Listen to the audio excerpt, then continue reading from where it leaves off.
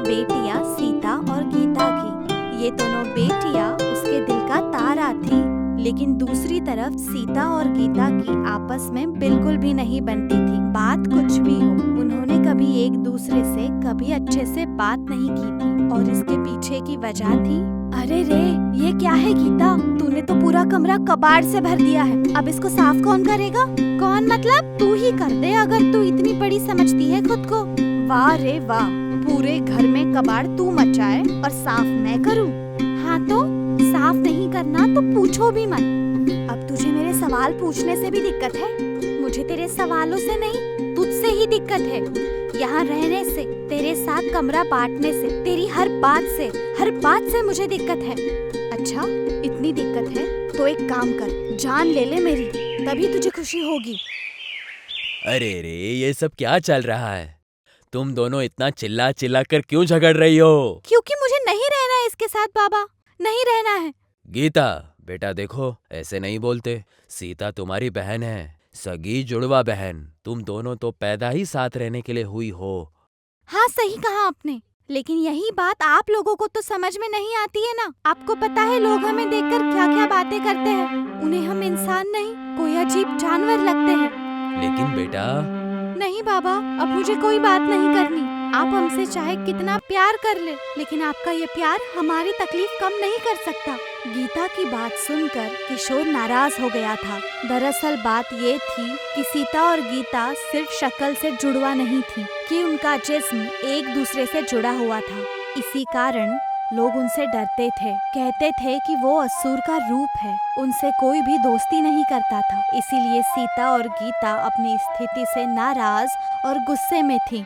लेकिन इन सब के बावजूद बिना पत्नी के किशोर ने अपनी बेटियों को बहुत प्यार से पाला और बड़ा किया था। पापा, हम दोनों ने मिलके आपके लिए क्या बनाया है? अरे वाह, ये तो बहुत ही प्यारा कुर्ता है। हाँ बाबा। वाह, तुम दोनों ने तो बिल्कुल अपने अम्मी की तरह ही इसकी सिलाई की है। धन्यवाद बाबा। तो कुछ इस तरह थी किशोर और उसकी 2 बेटियों की दुनिया। लेकिन इतनी प्यारी बेटियां होने के बावजूद भी लोगों से उनको नफरत ही मिलती आई थी। तभी बाबा। क्या हुआ? इतनी जोर जोर से क्यों पुकार रही हो?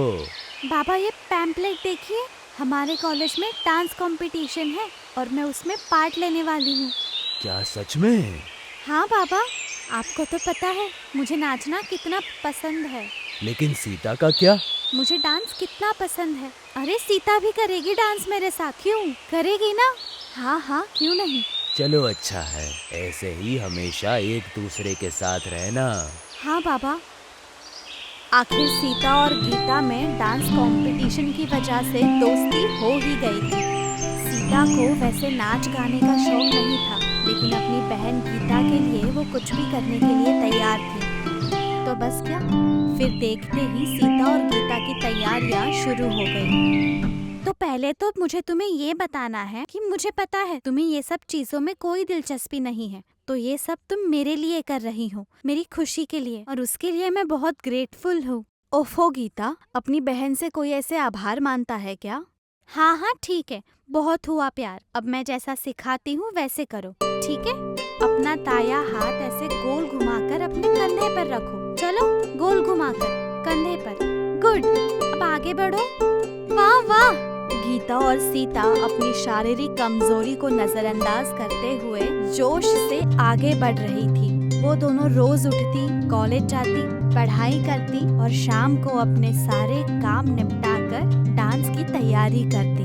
आखिरकार कंपटीशन का दिन पास आ गया। अरे देख रहे हो दोस्तों, कौन आ रहा है? हमारे इस बड़े महान कॉलेज की 2 महान नर्तकियां, सीता देवी और गीता देवी। ठीक कहा तूने राकेश, ये तो हमारे कॉलेज की महान नर्तकियां हैं। सुना है इन्होंने उस नेशनल कल्चरल डांस में भी हिस्सा लिया है। लेकिन सवाल ये है कि ये दोनों इस स्टेज पर करेंगी क्या? तुम अपने आप को समझते क्या हो? हम जो भी करें, कैसे भी करें, उससे तुम्हें क्या? ओ दोस्तों, जरा देखो तो, गीता देवी को गुस्सा आ गया। देखो, तुम ज्यादा बोल रहे हो। अच्छा, मैं ज्यादा बोल रहा हूँ? तुम ज्यादा नहीं बोल रही। मैं कल्चरल टीम का हेड हूँ।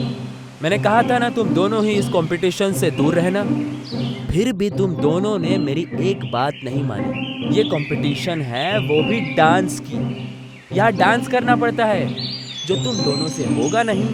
तुम्हें क्या लगता है तुम दोनों अपना ये जुड़ा जिस्म लेकर कुछ भी कर लोगी और लोग तुम्हें देखकर तालियां बजाएंगे? जरा अपने आसपास तो देखो, तुमसे भी कई बेहतर लड़कियां इस कंपटीशन में हिस्सा लेने वाली हैं और तुम्हें लगता है कि तुम दोनों उनके सामने टिक जाओगी? बिल्कुल नहीं। इसलिए अभी से मैं तुम्हें कहता हूँ कि इस कंपटीशन से बाहर हो जाओ। मैं अपनी कल्चरल टीम और कॉलेज को जीतते हुए देखना चाहता हूँ, हारते हुए नहीं। इसलिए इस कंपटीशन से अपना नाम हटा दो। और रही बात तुम्हारा हमारा प्रतिनिधित्व करने की, तो तुम दोनों किसी सर्कस कंपटीशन में हिस्सा क्यों नहीं ले लेती? तुम दोनों की जोड़ी यहाँ तो नहीं, लेकिन वहाँ तो जरूर हिट हो जाएगी। चलो अब निकलो यहाँ से। राकेश की बातों से सब कुछ बिगड़ गया। सीता और गीता बहुत ही मायूस हो गए। आखिर हमारी क्या गलती है जो लोग हमें इतनी नफरत करते हैं? हम में क्या कमी है माँ जो ये जताते हैं? माँ, हमारा शरीर जन्म से ही जुड़ा हुआ है, तो क्या ये गुनाह है? क्यों लोग हमें आगे बढ़ाने की बजाय पीछे खींचते हैं? ऐसे जीने से तो अच्छा है कि हम मर जाएं। हम दोनों ही इस जिंदगी से तंग आ चुके हैं, सच में तंग आ चुके हैं।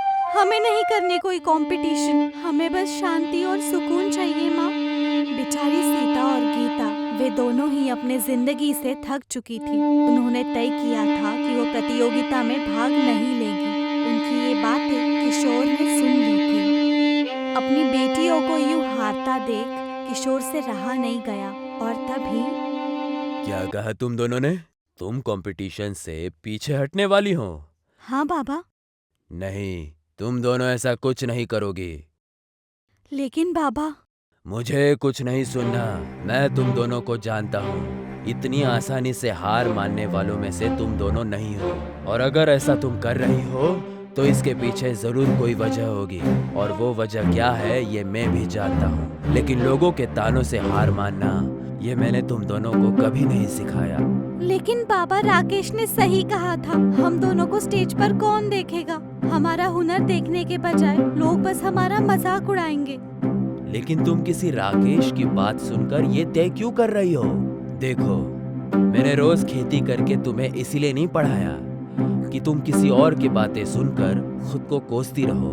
नहीं बेटा, ये गलत है। राकेश के कहने के हिसाब से हो सकता है कि तुम हार जाओ। लोग तुम पर हंसे तो हंसने दो लोगों को, उनका काम ही वही है। लेकिन उस वक्त हारने के बाद भी तुम्हारे पास एक तो सुकून होगा, तुम दोनों ने कोशिश की। तब भी लोग तुम पर हंसे भी, तब भी तुम पे उस पर कोई असर नहीं पड़ेगा। हाँ, सही कहा बाबा आपने। हमें कोशिश करने होगी, हम हार नहीं मानेंगे।